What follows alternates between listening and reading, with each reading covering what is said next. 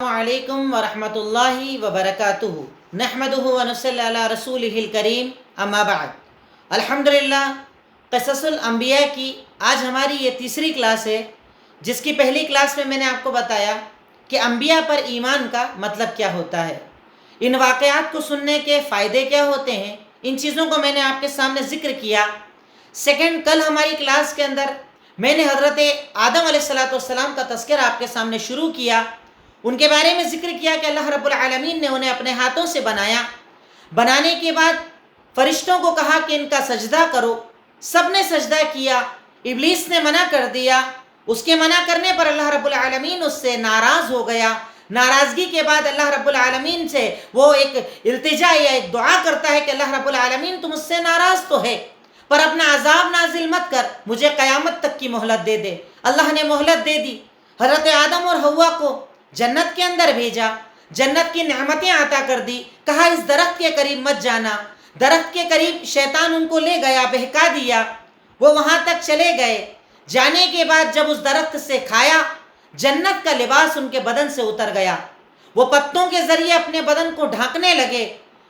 اللہ رب العالمین نے اپنی ناراضگی کا اظہار کیا، اور جیسے ہی حضرت آدم اور حوا کو یہ احساس ہوا کہ ہم سے غلطی ہو گئی، فوراً وہ توبہ کرنے والے اور معافی کرنے والے بن گئے۔ وہ توبہ کرتے ہیں اس کے بعد سے۔ حضرت آدم علیہ السلام کی توبہ، اس سلسلے میں کل میں نے آپ کے سامنے ذکر کیا کہ اللہ رب العالمین سورہ اعراف آیت نمبر 23 کے اندر ذکر کرتا ہے کہ آدم اور حوا نے توبہ کی، اللہ تعالیٰ سے معافی مانگی اور کہا ربنا ظلمنا انفسنا وان لم تغفر لنا وترحمنا لنکونن من الخاسرین۔ اے اللہ، اگر ہم نے تو ظلم کر لیا، اپنے نفسوں پہ غلط کام کر لیا ہے، اگر تو ہمیں معاف نہ کرے گا، ہم پر رحم نہ کرے گا تو ہم تو خسارہ اٹھانے والوں میں سے ہو جائیں گے۔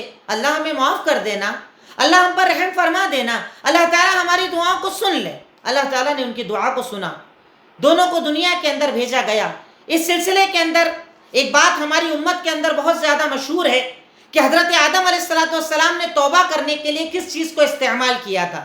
تو بعض لوگ ہمارے یہاں پر یہ کہتے ہیں کہ حضرت آدم علیہ السلام نے توبہ کرنے کے لیے اللہ کے نبی صلی اللہ علیہ وسلم کا وسیلہ لگایا تھا، ان کے ذریعے، ان کے نام کے ذریعے اللہ تعالیٰ سے معافی مانگی۔ تو اللہ تعالیٰ نے کہا کہ تمہیں کیسے پتا چلا ان کا نام؟ کہا میں نے عرش پر نام لکھا دیکھا۔ یہ روایت سنن بیہقی کی روایت ہے، جو ضعیف روایت ہے، اس سلسلے میں کوئی صحیح حدیث نہیں۔ جو قرآن کی آیتیں ہمیں بتاتی ہے وہ یہ کہ حضرت آدم نے اللہ تعالیٰ سے ڈائریکٹلی دعا مانگی تھی، ربنا ظلمنا والی دعا پڑھی تھی، اور اللہ تعالیٰ نے انہیں معاف فرما دیا تھا۔ اب اللہ تعالیٰ نے انہیں دنیا کے اندر بھیجا، آدم اور حوا دنیا کے اندر آئے۔ اب آنے کے بعد سسٹم یہ کہ اللہ تعالیٰ نے اس جوڑے کے ذریعے انسانوں کو پیدا کرنے کا سلسلہ چلایا۔ روایتیں بہت ساری آتی ہیں، پر زیادہ صحیح روایات سے پتہ چلتا ہے کہ حضرت حوا رضی اللہ تعالی عنہا کو ایک ساتھ دو بچے ہوا کرتے تھے، ایک بیٹا اور ایک بیٹی، پھر اگلا بیٹا اور بیٹی، پھر بیٹا اور بیٹی، یہ سسٹم تھا۔ تقریباً روایت کے اندر آتا ہے کہ 120 مرتبہ انہیں ڈیلیوری ہوئی، 120 مرتبہ ان کے یہاں بچے ہوئے، اور ہر بار کے اندر ایک لڑکا اور ایک لڑکی ہوا کرتے تھے۔ سسٹم یہ تھا کہ جب بچے پیدا ہوتے ان کے نکاح کا ایک سسٹم بنایا گیا کہ جو لڑکا جس لڑکی کے ساتھ پیدا ہوگا وہ بھائی بہن ہوں گے، ان کا آپس میں نکاح نہیں ہوگا۔ اس کے بعد جو پیدا ہوں گے ان سے ان کا اپوزٹ نکاح کر دیا جائے گا، یعنی ادھر کا لڑکا ادھر کی لڑکی، ادھر کی لڑکی ادھر کا لڑکا، ساتھ میں پیدا ہونے والوں کو بھائی بہن قرار دیا گیا۔ اللہ تعالیٰ نے قرآن میں ذکر کیا ہے کہ اللہ تعالیٰ نے ان دونوں کے ذریعے انسانوں کو پیدا کیا۔ اللہ تعالیٰ کہتا ہے سورہ طلاق آیت نمبر 1 کے اندر، یا ایھا الناس اتقوا ربکم الذی خلقکم من نفس واحدہ وخلق منها زوجها وبث منهما رجالا كثيرا ونساء، کہ اللہ رب العالمین نے ان دونوں کے ذریعے یعنی اس جوڑے سے بہت سارے مردوں اور عورتوں کو پیدا کیا، ایک سلسلے کو چلایا۔ اللہ رب العالمین نے ان دونوں سے نسلوں کو پیدا کیا۔ اسی کی روایات کے اندر بعض علماء کرام نے ذکر کیا، مورخین نے لکھا کہ تقریباً 120 جوڑے حوا کے پاس ہوئے، یعنی 120 مرتبہ ان کے یہاں ولادت ہوئی، اور ہر بار ایک لڑکا اور ایک لڑکی ہوا کرتے تھے۔ اب سسٹم بنایا گیا کہ جو ساتھ میں پیدا ہوں گے وہ بھائی بہن رہیں گے، ان کا نکاح نہیں ہوگا، جو ان کے بعد پیدا ہوئے ہیں ان کا آپس میں نکاح کرنا جائز ہوگا، یعنی سگے ایک ساتھ والے نہیں کریں گے، اس کے علاوہ والے ایک دوسرے سے نکاح کر سکتے ہیں۔ سسٹم بنایا گیا. اب ان کے 2 بچے بہت زیادہ مشہور ہوئے، جن بچوں کے تعلق سے اللہ رب العالمین نے قرآن کے اندر بھی ذکر فرمایا ہے. روایات اور حوالے میں پہلے کئی مرتبہ آپ کو بتا چکا ہوں، حوالے ذکر کر چکا ہوں، جس میں اللہ رب العالمین نے ذکر کیا 2 بچے ان کے یہاں ہوئے تھے، حابیل اور قابیل. مسئلہ یہ تھا، حابیل کے ساتھ بھی ایک لڑکی اور قابیل کے ساتھ بھی ایک لڑکی. اب قابیل کے ساتھ جو لڑکی پیدا ہوئی وہ خوبصورت زیادہ تھی، اور حابیل کے ساتھ جو پیدا ہوئی ذرا کم خوبصورت تھی. اب نکاح کا مسئلہ آیا، نکاح کرنے کی بات آئی تو قابیل نے یہ کہا کہ میں تو اپنے ساتھ والی سے ہی نکاح کروں گا کیونکہ وہ زیادہ خوبصورت ہے. پر اس وقت ان کی شریعت میں یا ان کے جو معاملات تھے اس کے اندر یہ نکاح جائز نہیں تھا. کہا نہیں، تمہیں حابیل کی بہن سے نکاح کرنا پڑے گا، تم اپنی بہن سے نکاح نہیں کر سکتے ہو. اب یہاں پر مسئلہ آ گیا، دونوں کے درمیان اختلاف ہو گیا، دونوں کے درمیان ذرا بحث مباحثہ ہو گیا، اور قابیل ماننے کو تیار نہ تھا. حضرت آدم علیہ السلام نے ایک بات اللہ کے حکم سے یہ بتائی کہ ایسا کرو، تم دونوں قربانی پیش کرو، اللہ جس کی قربانی قبول کر لے گا اس لڑکی سے اس کا نکاح کر دیا جائے گا. کہا ٹھیک ہے. قابیل نے ایک گٹھر لیا گیہوں کا یا جو بھی اس زمانے میں کھیتی ہوا کرتی تھی اسے رکھا، اور حابیل ایک موٹا تازہ جانور لے کر آیا. اب اللہ رب العالمین کی طرف سے ایک آگ آتی ہے، جانور کو قبول کر لیتی ہے، یعنی حابیل کی قربانی قبول ہو جاتی ہے. مطلب اللہ تعالیٰ کی طرف سے یہ فائنل ہو گیا کہ نکاح حابیل کا ہوگا، قابیل کا اس لڑکی سے نہیں ہوگا کیونکہ وہ اس کی بہن ہے. پر قابیل ماننے کو تیار نہ تھا. اس نے کہا میں نہیں مانوں گا، میں اس بات کو تسلیم نہیں کرتا، یعنی اللہ تعالیٰ کے فیصلے کو بھی تسلیم نہیں کرتا. کیوں؟ حسد کی وجہ سے. حسد آ گیا تھا دل کے اندر کہ میرے بھائی کو اتنی خوبصورت بیوی مل جائے گی، میں اسے قبول کرنے والا نہیں ہوں. اس نے قبول نہیں کیا. اس نے کیا کیا؟ غصے کے اندر اپنے بھائی کے پاس گیا، حابیل کے پاس. وہ جنگل لکڑی کاٹنے گیا تھا، ان کے پاس گیا اور کہا کہ تو اس نکاح کو چھوڑ دے. کہا میں نہیں، جو اسلامی سسٹم ہے، جو ہمارے باپ نے سسٹم بنایا ہے، میں اسے فالو کروں گا. کہا تو ایسا نہیں کرے گا میں تجھے قتل کر دوں گا. اب یہ بھائی جواب دیتا ہے، حابیل چونکہ اس کے اندر ایمان تھا، اللہ تعالیٰ کی ذات پر یقین تھا، یہ کہتا نہیں میں ایسا کرنے والا نہیں، اگر تو مجھے مارے گا نا ما انا بباسط، میں اپنا ہاتھ تیری طرف قتل کے لیے نہیں پھیلاؤں گا، تجھے جو کرنا ہے کر، اللہ تجھ سے ناراض ہو جائے گا، پر میں گناہ نہیں کروں گا، میں تجھے نہیں ماروں گا، میں تیری طرف اپنا ہاتھ نہیں بڑھاؤں گا، میں اللہ تعالیٰ کے احکامات کو مانتا ہوں، اللہ کے فیصلوں کو مانتا ہوں. حابیل خاموش. قابیل نہیں مانا. قابیل غصے کے اندر آ گیا اور کیا کرتا ہے؟ حابیل کو قتل کر دیتا ہے. بعض روایت میں آتا ہے کہ پتھر سر پہ مارا اور حابیل کو قتل کر دیا. اب قتل تو کر دیا، قتل کرنے کے بعد ندامت کا احساس ہوا کہ میں نے کیا کر دیا، یہ میں نے کیا عمل کر دیا، ایسے کیسے میں نے یہ عمل کر دیا. اب اس کے بعد پریشان کہ کیا کیا جائے، اب میں کیا کروں، اس جسم کو کہاں لے کر جاؤں، پتہ چل جائے گا سب کو. کنفیوز، پریشان. اللہ تعالیٰ نے اسی دور کے اندر ایک کوے کو بھیجا. کوا وہاں پر آیا. آنے کے بعد اس نے زمین کے اندر ایک سوراخ بنایا، ہول کیا، جیسے ہم قبر بناتے ہیں. ہول کرنے کے بعد یعنی کوے نے اسے یہ طریقہ سکھایا.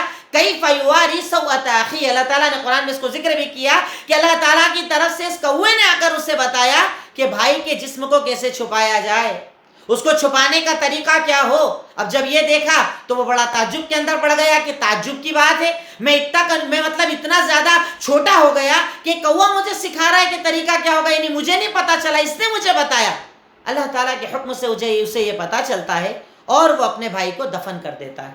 اب کئی لوگ ہمارے یہاں پر جو حدیثوں کا انکار کرتے ہیں عقل کی بنیاد پر، کچھ روایتیں ایسی ہیں جو ہماری عقل میں نہیں آتی، ہمیں سمجھ میں نہیں آتی، کیونکہ ہمارا دماغ ہر چیز کو سمجھ لے تو ضروری نہیں، ہمیں سمجھ میں نہیں آتی. پر اسلام کے اندر یہ شرط ہے کہ یہاں پر عقل نہیں چلتا، یہاں پر قرآن اور سنت چلتی ہے. جو قرآن میں آ جائے، جو حدیث میں آ جائے، جو صحیح بات ثابت ہو جائے، آپ کی عقل میں آئے نہ آئے وہ معیار نہیں ہے، آپ کو قرآن و سنت کو تسلیم کرنا پڑے گا. کئی لوگ حدیثوں کا انکار کرتے ہیں تو کیا وہ قرآن کی صحت کا انکار کریں گے؟ تعجب ہے. عقل میں آتا ہے کوا آئے، گڈھا کھودے، طریقہ بتائے، عقل میں نہیں آتا ہے، لیکن میرے رب نے کہا ہے مطلب بات سچی. تو جیسے ہم قرآن پر ایمان رکھتے ہیں کہ قرآن میں جو آیا ہے عقل میں آئے نہ آئے وہ سچ ہے، ویسا ہی ایمان ہمارا صحیح حدیثوں پر ہونا چاہیے کہ سمجھ میں آئے نہ آئے، اگر اللہ کے نبی کا فرمان ہے تو وہ سچا ہے، وہ جھوٹا ہو ہی نہیں سکتا، وہ غلط ہو ہی نہیں سکتا، اللہ کے نبی کا فرمان غلط ہو ہی نہیں سکتا، ہمیں اس بات پر اعتماد رکھنا چاہیے۔ اب بھائی کو قتل کر دیا، اسے دفن کر دیا، دفن کرنے کے بعد حضرت آدم علیہ السلام کو اللہ تعالیٰ جب یہ ساری چیزیں بتاتا ہے، بڑا افسوس کرتے ہیں۔ ان کے یہاں کئی اولاد پیدا ہوتی ہے، آخر میں حضرت آدم علیہ السلام کے یہاں ایک بیٹا پیدا ہوا جن کا نام تھا حضرت شیث رضی اللہ تعالی عنہ۔ مشہور نبی گزرے ہیں، یہ بھی ایک، ان کو نبوت دی تھی اللہ رب العالمین نے، شیث رضی اللہ تعالی، شیث علیہ السلام، عفواً معاف کیجیے گا، شیث علیہ السلام یعنی یہ نبی تھے، اور نبی کے لیے علیہ السلام یوز کیا جاتا ہے۔ اللہ تعالیٰ نے ان کی نسلوں کے اندر ایک نبی کو بھیجا۔ اب حضرت آدم علیہ السلام کے جب انتقال کا وقت قریب آیا، انہوں نے شیث کو اپنے پاس بلایا، انہیں کچھ باتیں سکھائی، انہیں دین کی تعلیمات دی کہ تم آنے والی نسلوں کے اندر ایسے ایسے یہ کام کرنا، انہیں دین بتانا، حق بتانا، شریعت بتانا، اپنی ذمہ داری اپنے بیٹے کو دے کر اب حضرت آدم کے انتقال کا وقت آ گیا۔ ابی ابن کعب کی روایات جہاں پر ان کی موقوفات کا ذکر ہے، اس میں وہ روایت ذکر کرتے ہوئے کہتے ہیں کہ حضرت آدم علیہ السلام کے بالکل اینڈ جب انتقال کا وقت آ گیا، انہوں نے اپنے بچوں سے کہا کہ میرا من ہو رہا ہے جنت کا پھل کھانے کا۔ بیٹے گئے تلاش کرنے کے لیے، کلہاڑی جو ٹوکری وغیرہ ہوتی ساتھ میں لے کر گئے، کچھ توڑ کر لے کر آئیں گے۔ اب یہ گئے تو انہیں راستے میں فرشتے ملتے ہیں، ان سے پوچھا کہاں جا رہے ہو؟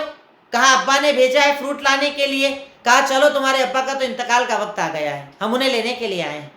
گھر پہنچتے ہیں، حضرت آدم علیہ السلام کے پاس جیسے ہی فرشتے آتے ہیں، ہوا ان سے لپٹ جاتی ہیں کہ آپ کے انتقال کا وقت آ گیا۔ وہ کہتے ہیں تم یہاں سے ہٹ جاؤ، ورنہ تمہاری غلطی سے جنت سے نکال دیے گئے تھے، کہیں یہاں پر ناراضگی والا معاملہ نہ ہو جائے۔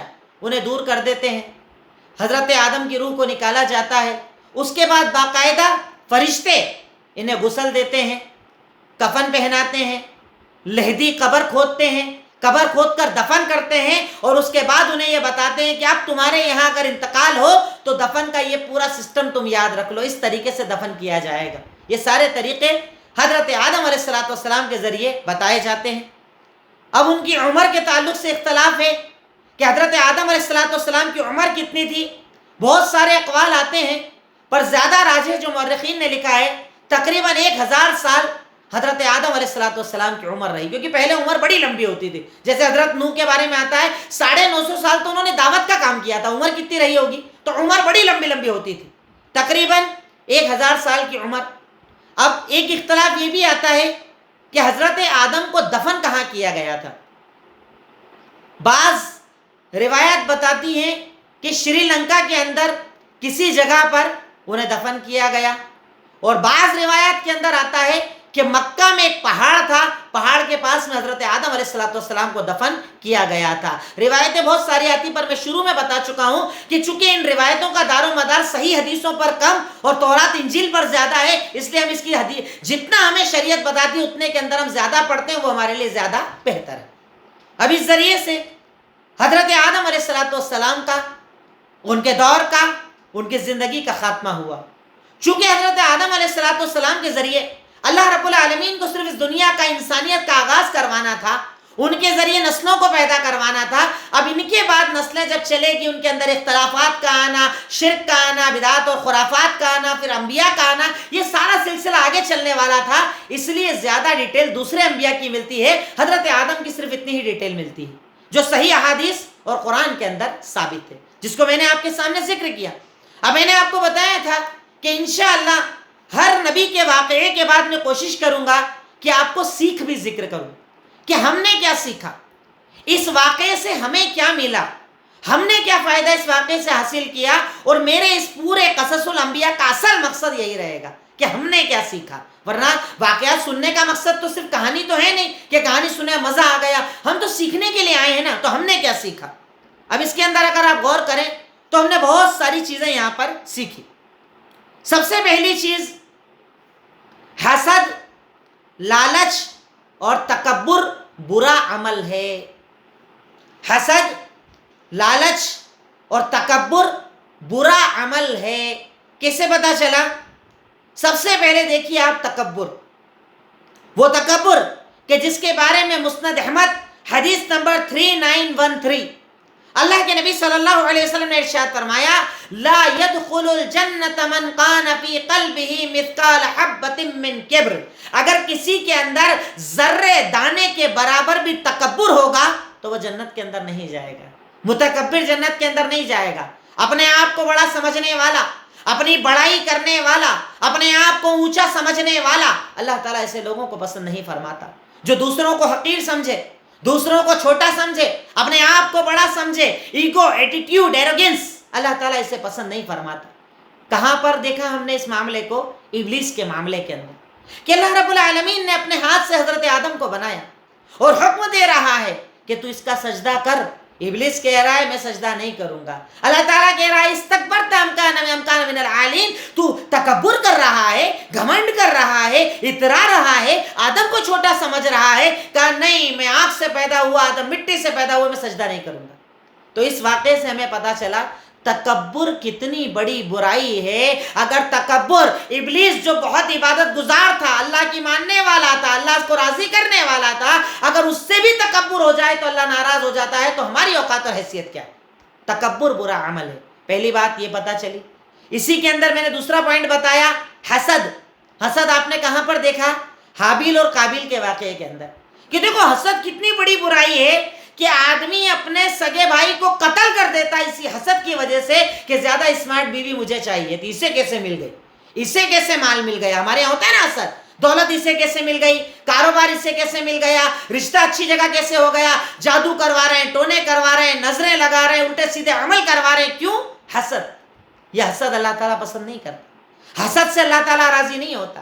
اللہ رب العالمین کہتا ہے کہ مومن تو حسد کے مقابلے میں توکل کرے کہ اللہ تو نے مجھے جتنا دیا میرے لیے کافی ہے، میرے بھائی کو جتنا دیا وہ اس کے لیے کافی ہے، میں کیوں حسد کروں، میں کیوں کسی کی نعمتوں پر جلوں؟ اللہ تعالیٰ تو نے مجھے جتنا دیا ہے بہت دیا ہے۔ حسد میں مثال ہے حابیل اور قابیل کی۔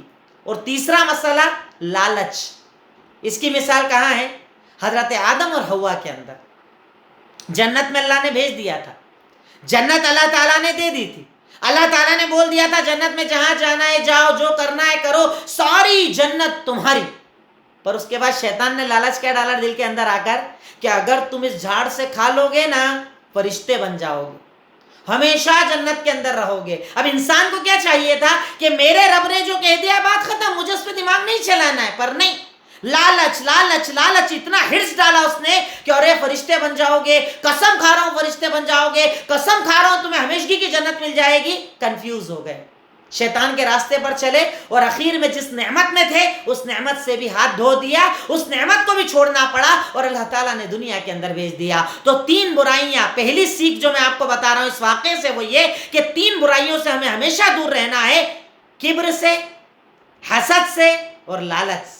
جتنا ہے الحمدللہ، جو دیا ہے اللہ نے الحمدللہ، ہمیں اپنے آپ کو اس چیز سے بچانا چاہیے۔ اچھا اب یہ مت سوچئے گا کہ لالچ کی نسبت میں حضرت آدم کی طرف کر رہا ہوں، یہ میں نہیں کر رہا، یہ حرص سمجھانے والی بات ہے، ورنہ ان کے پاس وہ والا حرص نہیں تھا، دنیا والا حرص جو ہمارے یہاں پر ہوتا ہے کہ دنیا کا لالچ، مال جمع کرنے کا لالچ۔ وہاں تو اللہ تعالیٰ کی رضا کا لالچ تھا، بہت زیادہ حاصل کرنے کا لالچ تھا، اور شیطان نے بہکایا تھا اس بنیاد پر یہ عمل۔ اور اس کے بعد یہ چیز یاد رکھیں کہ جو بھی ہوا تھا وہ اللہ کی مرضی سے ہوا، اللہ کی مرضی کے بنا کسی کی طاقت نہیں کہ کچھ بھی کر سکے، یعنی جو بھی معاملات تھے وہ اللہ رب العالمین کی مرضی سے تھے۔ یہ بات ہمیں یہاں پر پتہ چلی۔ دوسری بات پتہ چلی کہ اللہ کی نظر میں اس کائنات میں سب سے کوئی افضل ہے تو وہ ہے انسان۔ کون ہے سب سے افضل؟ انسان۔ یہ میں نہیں کہہ رہا، اللہ تعالیٰ ارشاد فرماتا ہے سورہ بنی اسرائیل آیت نمبر 70، سورہ اسراء کہیے یا سورہ بنی اسرائیل کہیے، آیت نمبر 70، اللہ تعالیٰ ارشاد فرماتا ہے وَلَقَدْ كَرَّمْنَا بَنِي آدَمَ وَحَمَلْنَاهُمْ فِي الْبَرِّ وَالْبَحْرِ، کہ ہم نے ابن آدم کو بڑی تکریم دی، بڑی عزت دی، بڑا اونچا کر دیا، اور ہم نے خشکی کے اندر، سمندر کے اندر اس کے راستوں کو آسان کر دیا، یعنی خشکی میں بھی سفر کرتا ہے، سمندر میں بھی سفر کرتا ہے، یہ سارے سفر کرنے کے ذریعے ہم لوگوں نے آسان فرما دیے۔ اور اس کے بعد ارشاد فرمایا وَرَزَقْنَاهُمْ مِنَ الطَّيِّبَاتِ، اور ہم نے انہیں طیب اور پاکیزہ چیزیں عطا کی، وَفَضَّلْنَاهُمْ، اور ہم نے عَلَىٰ كَثِيرٍ مِّمَّنْ خَلَقْنَا تَفْضِيلًا، کہ ہماری بہت ساری مخلوقات پر ہم نے انسان کو سب سے افضل بنا دیا ہے. بھئی سجدہ جس کا کیا جا رہا ہے وہ افضل یا سجدہ کرنے والے افضل؟ گویا کہ یہاں پتہ چل رہا ہے کہ اللہ تعالیٰ نے نورانی مخلوق کو مٹی کے آگے جھکایا تھا. نورانی مخلوقات کو، فرشتوں کو کہا تھا کہ تم آدم کا سجدہ کرو. اس سے پتہ چلتا ہے کہ اللہ تعالیٰ کی نظر میں انسان سب سے زیادہ افضل. اللہ تعالیٰ نے یہ بات اس واقعے کے اندر ہمیں بتائی، ہمیں سکھایا کہ سب سے زیادہ افضل اگر کوئی چیز ہے، سب سے زیادہ افضل اگر اللہ رب العالمین نے کوئی چیز عطا کی ہے انسان کو، تو وہ ہے اس کا انسان ہونا. اس کا انسان ہونا سب سے زیادہ افضل، سب سے زیادہ اولا، سب سے زیادہ اونچی چیز اللہ رب العالمین نے بنائی. دوسری چیز ہمیں یہاں پر یہ پتہ چلی. تیسری چیز، شیطان ہمارا کھلا دشمن ہے. شیطان بالکل اوپن سامنے آ کر انیمی دشمن بنا ہوا ہے. اب اگر کوئی اسے دشمن نہ سمجھے تو اس سے بڑا بیوقوف کوئی نہیں ہوگا. یہ اس واقعے سے ہمیں پتہ چلا. اللہ تعالیٰ ارشاد بھی فرماتا ہے سورہ بقرہ آیت نمبر 168.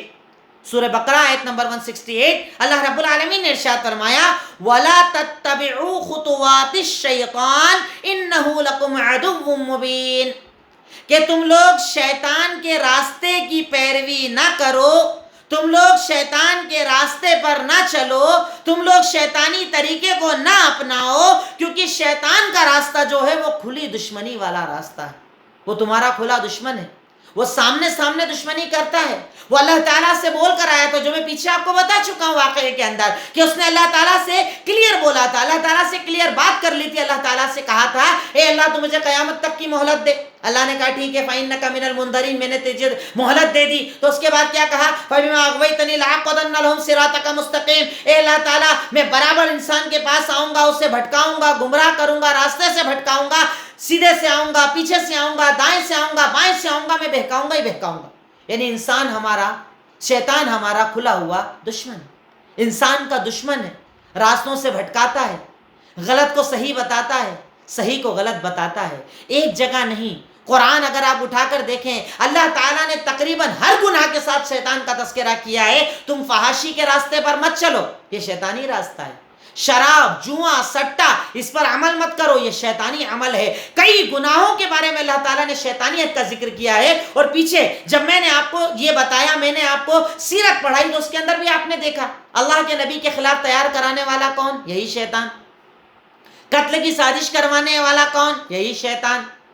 جنگوں کے اندر بھڑکا کر لانے والا کون؟ یہی شیطان. یہ ہر وقت دشمن ہے، یہ ہر وقت دشمن رہے گا. اور اسی لیے اللہ تعالیٰ سے بہت زیادہ پناہ مانگا کرو. اعوذ باللہ من الشیطان الرجیم، اے اللہ میں تیری شیطان سے پناہ چاہتا ہوں. ہر حلال کی طرف جانے سے وہ روکتا ہے، ہر حرام کی طرف لے جانے کے راستوں کو آسان کرتا ہے، بلکہ حرام راستوں کو مزین بھی کرتا ہے. حرام راستوں کو وہ حرام بتا کر ہمارے سامنے نہیں لاتا، بلکہ اس کو بالکل ڈیزائنر بنا کر لاتا ہے کہ آدمی اس کو برا ہی نہ سمجھے. تو ہمیں تیسری اور اہم بات اس واقعے سے یہ پتہ چلی کہ شیطان ہمارا دشمن ہے، شیطان ہمارا کھلا دشمن ہے. ہمیں شیطان کو اپنا دشمن بنانا چاہیے، شیطانی راستوں کو نہیں، ہمیں رحمان کے راستوں کو اپنانا چاہیے. اگر حضرت آدم علیہ السلام اور حوا کے پاس جب یہ شیطان آیا تھا بہکانے کے لیے، اگر وہ اس کو راستے کو قبول نہ کرتے، اللہ تعالیٰ ان سے ناراض نہ ہوتا، بے حیائی نہ ہوتی، ان کے کپڑے نہ اترتے. شیطان تو چاہتا تھا ان کے کپڑے اتروا کر ان کو، ان کی عزت و شرف کو ختم کرنا چاہتا تھا. اس نے وہ عمل کیا. پر اللہ رب العالمین کہتا ہے کہ تم شیطان کے نہیں، تم رحمان کے راستوں کو اپناؤ. اس واقعے سے ہمیں یہ سیکھ ملی. چوتھی بات، مومن کا کردار پتہ چلا.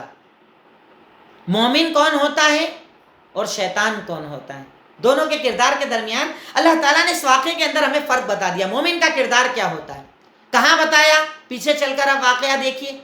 ایک طرف ابلیس، اللہ تعالیٰ نے کہا سجدہ کر، کہا نہیں کروں گا. کہا کیوں نہیں کرے گا؟ میں اس سے بیسٹ ہوں. کہا کیوں بیسٹ ہے؟ میں آگ سے وہ مٹی سے. غلطی کی اور غلطی کرنے کے بعد اکڑ گیا.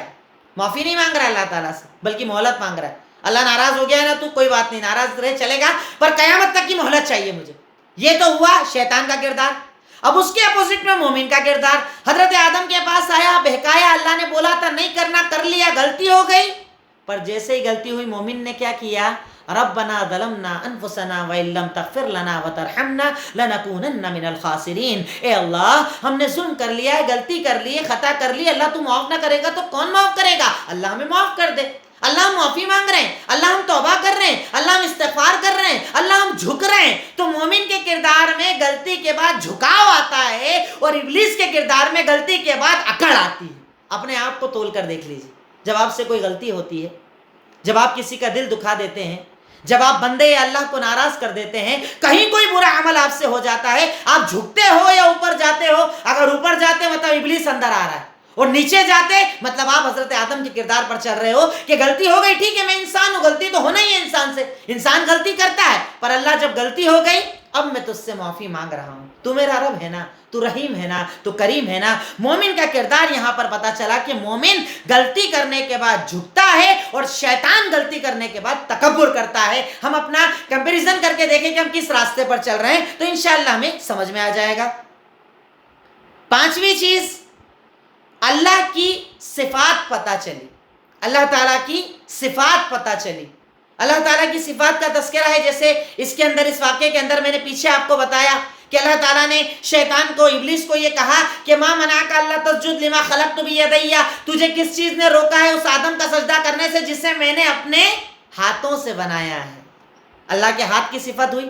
آپ جانتے ہیں, میں سمجھتا ہوں کچھ لوگ جانتے ہوں گے, کچھ نہیں جانتے ہوں گے, کہ ہمارے یہاں کچھ فرقے, کچھ گروہ ایسے بھی پائے جاتے تھے پرانے دور کے اندر, اب بھی ان کی کچھ یعنی جو شورشیں ہیں یا کچھ ان کی باتیں ہیں آج بھی لوگوں کے اندر پائی جاتی ہے, کہ لوگ صفات کا انکار کرتے ہیں. وہ کہتے ہیں اللہ کی کوئی صفت نہیں ہے, سمیع نہیں, بصیر نہیں, ہاتھ نہیں, پیر نہیں, ہم کوئی صفت نہیں مانیں گے. اور ہمارا اہل سنت والجماعت کا یہ عقیدہ ہے کہ اللہ تعالیٰ کی صفات ہیں, پر ویسی نہیں جیسے انسانوں کی ہے. جس کو اصول اگر کہا جائے تو اللہ تعالیٰ سورہ فاطر آیت نمبر 11 کے اندر بیان کرتا ہے. سورہ فاطر آیت نمبر 11 اللہ رب العالمین بیان فرماتا ہے, لیس کمثلہ شیء وہو السمیع البصیر, کوئی بھی اللہ کی طرح نہیں ہے, کوئی بھی اللہ جیسا نہیں ہے, اللہ کی جیسے اللہ کی مثال کسی چیز سے نہیں ہے, پر وہ سننے والا بھی ہے اور جاننے والا بھی ہے. سمیع اور بصیر, سننے والا بھی ہے اور دیکھنے والا بھی ہے. یعنی اللہ سنتا ہے پر ہماری طرح نہیں سنتا ہے, اللہ دیکھتا ہے پر ہماری طرح نہیں دیکھتا ہے. پر ایسا بھی نہیں کہ یہ بولے اللہ سنتا ہی نہیں ہے, دیکھتا نہیں ہے. اللہ کے ہاتھ, اللہ کے پیر, اللہ کی آنکھ, جو چیز اللہ تعالیٰ نے قرآن حدیث میں بتائی ہم اس پر ایمان رکھتے ہیں, اور اسے توحید اسماء اور صفات کہا جاتا ہے. انشاءاللہ اللہ تعالیٰ نے زندگی اور موقع دیا تو اس ٹاپک کو میں آپ کے سامنے قصص الانبیاء کے بعد کلیئر کروں گا, توحید اسماء اور صفات کو انشاءاللہ, جس میں اللہ کے ناموں کا بھی میں تذکرہ کروں گا. آپ یہاں پر صرف اتنا یاد رکھیں کہ اس واقعے سے ہمیں اللہ کی صفات کا پتہ چلا کہ اللہ تعالیٰ بات کرتا ہے, جس سے اللہ تعالیٰ نے فرشتوں سے بات چیت کی. اللہ تعالیٰ کے ہاتھ ہیں, جن ہاتھوں سے اللہ تعالیٰ نے آدم کو بنایا. تو اللہ تعالیٰ کی صفات کا ہم مومنوں کو اس واقعے سے انشاءاللہ پتہ چلا. چھٹی چیز پتہ چلی کہ حکمت اگر ہمیں نہ پتہ ہو تو خاموش رہنا بہتر ہوتا ہے. یعنی اللہ کا کوئی فیصلہ اگر ہم نہ سمجھ پائیں تو خاموشی زیادہ بہتر ہوتی ہے. اللہ نے کوئی فیصلہ کیا, ہم اس فیصلے کو سمجھ نہیں پا رہے ہیں, فیصلہ سمجھنے میں ہمیں دقت آ رہی ہے. ارے اللہ تعالیٰ نے ایسا کیوں کر دیا, ارے اس ٹائم پہ بارش کیوں آ گئی, ارے گرمی اتنی زیادہ کیوں ہو رہی ہے, ایسا کیوں ہو رہا ہے, ویسا کیوں ہو رہا ہے. اگر تو نہیں سمجھ رہا ہے خاموش ہو جا. یہ ضروری نہیں کہ اللہ کے سارے فیصلے تو ہی سمجھے گا, بھائی سمجھ بھی سکتا ہے نہ بھی سمجھے. اللہ تعالیٰ کے فیصلے صرف اللہ جانتا ہے, تو نہیں جانتا ہے. فرشتوں نے یہ عمل کر کے بتایا. اللہ تعالیٰ نے کہا کہ میں انسان بنانے والا ہوں, انسان بنانے والا ہے. فرشتوں نے کہا اللہ تعالیٰ تو ایسی مخلوق کیوں پیدا کر رہا ہے جو لڑائی جھگڑا کرے گی, ایسا مت کر. اللہ تعالیٰ نے کہا تم کو جتنا پتا ہے بات اتنی, کیونکہ میں جو جانتا ہوں تم نہیں جانتے. فرشتے خاموش. جب اللہ کی حکمت کا پتہ نہ ہو تو مومن کو خاموش ہو جانا چاہیے, نہ کہ تقدیر پر اعتراض کرنا چاہیے. میرے ساتھ ایسا کیوں ہوتا ہے, اپنے گھر میں ایسا کیوں ہوتا ہے, اپنی شادی وہاں کیوں ہو گئی, اپنے گھر میں انتقال کیوں ہو گیا. ارے تو اللہ کے فیصلوں کو نہیں جانتا ہے تو خاموشی اختیار کر. یہ مومن کا شیوا ہوتا ہے, جیسے فرشتوں نے وہاں پر خاموشی کا اقرار کیا. ساتویں چیز, نعمتوں کا لینا اور نعمتوں کا واپس لے لینا, یہ اللہ کا اختیار ہے. نعمت دے اور نعمت کو واپس لے لے, یہ اللہ کا اختیار ہے.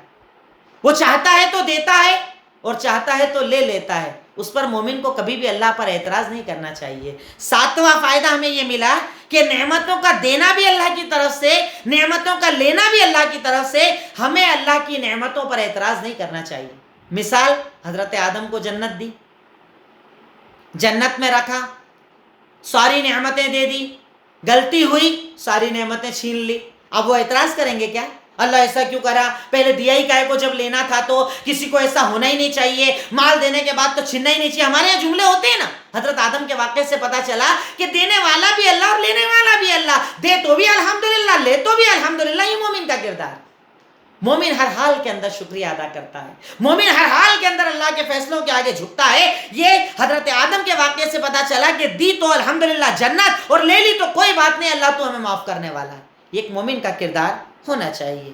اور ایک آخری چیز جس پر آج کی میں کلاس ختم کروں گا، کہ کبھی بھی اپنی عبادت پر غرور نہیں کرنا چاہیے کہ آپ بہت عبادت کرتے ہو تو اللہ آپ سے ناراض نہیں ہوگا، ایسا ضروری نہیں ہے۔ مثال ابلیس، اپنی عبادتوں پر غرور نہیں کرنا چاہیے۔